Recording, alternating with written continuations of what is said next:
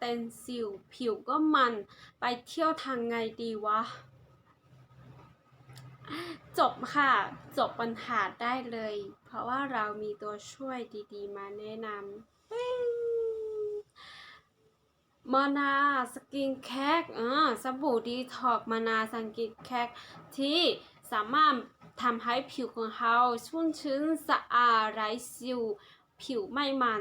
ผิวบอสามารถที่จะมันได้เพราะว่าตัวนี้กำจัดความมันออกจากผิวของเราไปแล้ว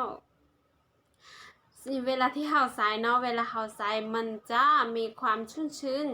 วิฟงเนาะมันจะนุ่มทำให้ผิวของเรามันนุ่มขึ้นมาและลดอาการเป็นสิวลดอาการเป็นสิวแดงอาการที่จะเกิดสิวในผิวของเราเนาะมันจะลดอาการนี้ออกไปมันจึงทำให้ผิวของเราบ่เป็นสิวได้เวลาถ้าคุณเป็นสิวจะเป็นสิวเนาะเขาใช้ตัวนี้มันจะสามารถไปทำให้ผิวสิวของเขามันหายไปและมันได้แบบได้ทำใจแน่นอนนะแบบมันสิวมันหายไวแล้วก็หายแบบหายขาดเลยแบบริ้วรอยของสิวเนาะจะบ่มีเลยรอยดำเพราะว่าลุยรอยดำและ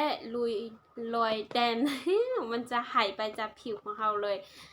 เพราะฉะนั้นตัวนี้เป็นตัวที่ขาดบ่ได้เลยเวลาที่เราจะมีหน้าใสเขาต้องล้างกระจัดการจับความสกปรกของผิวของเขาออกไปให้หมด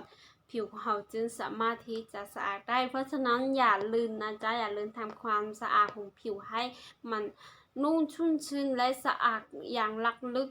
สบู่ดีท็อกที่ดีท็อกผิวได้อย่างล้ำลึกสะอาดที่สุดในโลกเป็นอันดับที่1เลยนะ